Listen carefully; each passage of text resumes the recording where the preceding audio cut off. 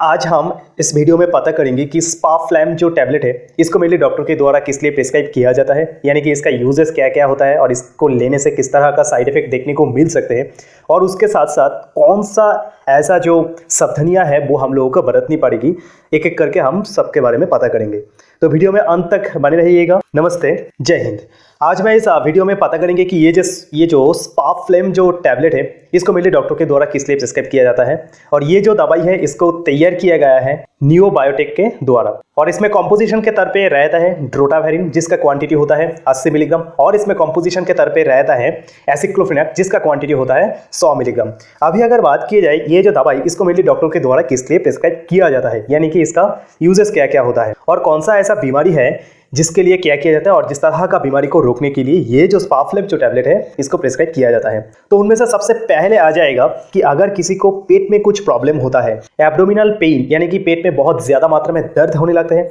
और उसके साथ साथ क्या होता है पेट में बहुत ज्यादा मात्रा में इरिटेशन होने लगता है। इरिटेशन का मतलब क्या होता है कि बहुत ज्यादा मात्रा में अजीब सा एक महसूस होने लगते हैं और बहुत ज्यादा मात्रा में पेन होने लगते हैं यानी कि दर्द होने लगते हैं। इस तरह का जो समस्या होता है उसको रोकने के लिए और उसको कम करने के लिए क्या किया जाता है डॉक्टर के द्वारा इस तरह का जो दवाई है इसको प्रिस्क्राइब किया जाता है। और उसके साथ साथ अभी हम लोग ये जो दवाई है इसका क्या क्या यूजेस होता है, यानी कि खास करके अगर पेट में किसी भी तरह का प्रॉब्लम होता है तो इसलिए प्रिस्क्राइब किया जाता है। लेकिन ये जो दवाई है इसको लेने से किस तरह का साइड इफेक्ट देखने को मिल सकते हैं वो हम लोगों को अभी पता होना चाहिए। तो उसमें से सबसे पहले ये आता है कि ये जो दवाई है इसको लेने के दौरान किसी को उल्टी जैसा महसूस हो सकते हैं, यानी कि नौसिया यानी कि उल्टी जैसा महसूस हो सकते हैं, या फिर किसी को उल्टी हो भी जाते हैं, वॉमिटिंग यानी कि उल्टी हो भी जाता है, किसी को डिजीनेस यानी कि सिर में चक्कर आने लगता है और किसी को ऐसा भी होता है कि सिर में बहुत ज्यादा मात्रा में हेडेक यानी कि दर्द होने लगते हैं। और इसके साथ साथ किसी को ऐसा भी देखा जाता है कि जब आप ये दवाई को लेंगे उस दौरान आपको ज्यादा मात्रा में पानी पीने का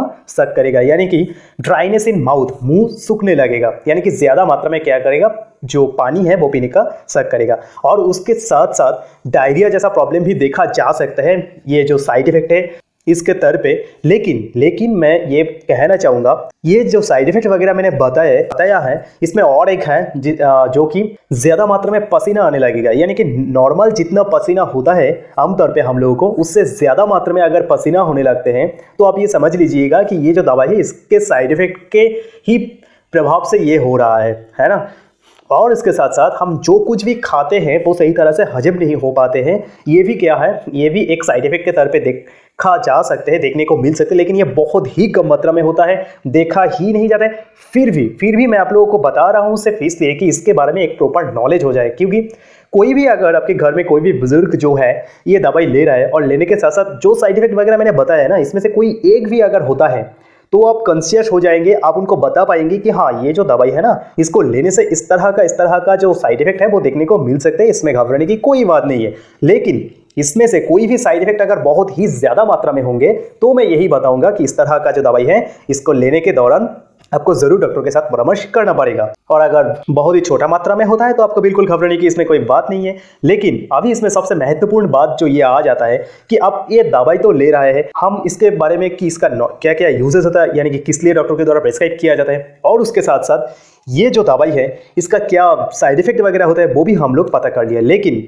ऐसा कौन सा जो बीमारी है अगर पहले से आपको है तो आप बिल्कुल इस तरह का जो दवाई है वो आप नहीं ले सकते, तो उसमें मैं ये आगे बताऊंगा। तो इसके पहले हम लोगों को ये भी जानना जरूरत है कि ये जो दवाई है इसको लेने के दौरान आप किसी भी तरह का जो अल्कोहल होता है ये आप बिल्कुल भी नहीं कर सकते, और उसके साथ साथ जो स्मोकिंग वगैरह होता है यानी कि जो टोबैकोस वगैरह होता है वो भी आप बिल्कुल भी नहीं ले सकते। अगर चाहते हैं कि वो ड्राइविंग करेंगे तो मैं उन लोगों को तो यही बताऊंगा कि ये जो दवाई है इसको लेने के आधे घंटे के अंदर आप बिल्कुल ये कोशिश मत करिएगा और खुद को रोकिएगा किसी भी तरह का जो ड्राइविंग है वो करने से। वो हो सकते हैं बाइक या फिर कार, इस तरह का जो ड्राइविंग है उसमें से खुद को रोकिएगा और मैं यही बताऊंगा इसको मत करिएगा 10, 15 या फिर 20 मिनट के अंदर। और उसके साथ साथ अभी ये जो दवाई है इसको लेने के दौरान अगर कोई औरत उनके बच्चों को दूध पिलाता है और अगर कोई औरत प्रेग्नेंट है तो उन लोगों के लिए तो खास करके मैं यही बताऊंगा कि इस तरह का जो दवाई है इसको लेने से पहले जरूर डॉक्टर के साथ एक डिस्कशन कर लीजिए, यानी कि प्रॉपर डिस्कशन कर लीजिए, उनके साथ परामर्श कर लीजिए। अगर आपका सब कुछ जो हालत है वो समझते हुए डॉक्टर आपको प्रिस्क्राइब करता है ये जो दवाई तभी आप लीजिएगा, नहीं तो बिल्कुल मत लीजिएगा। और सबसे महत्वपूर्ण बात ये हो जाता है कि अगर आपको पहले से किडनी और लीवर जैसा क्रॉनिक डिजीज है तो मैं आप लोगों को ये हाथ जोड़ के मैं यही एक गुजारिश करूंगा कि इस तरह का जो दवाई है इसको लेने से पहले ज़रूर डॉक्टर के साथ परामर्श कर लीजिएगा। अगर डॉक्टर समझते हैं कि हाँ ये जो दवाई है आप ले सकते हैं और अगर प्रिस्क्राइब करते हैं तभी लीजिएगा, नहीं तो बिल्कुल इस तरह का जो दवाई है इसको खुद के मन मुताबिक मत लीजिएगा, ये हमारी सेहत के लिए बहुत ही हानिकारक हो सकते हैं। तो यही था ये जो स्पा फ्लेम जो टैबलेट, इसका uses, side effect and precaution. अगर ऐसे एजुकेशनल वीडियो से आप लोगों को थोड़ा सा भी वैल्यू मिलती है तो ज़रूर आप लोगों की प्यार की तरफ पे चैनल को लाइक एंड सब्सक्राइब करना मत भूलिएगा, क्योंकि ये आपके लिए तो फ्री होता है लेकिन इसमें से हमें बहुत फ़र्क पड़ते हैं। तो मिलते हैं अगली वीडियो में, तब तक के लिए जय हिंद।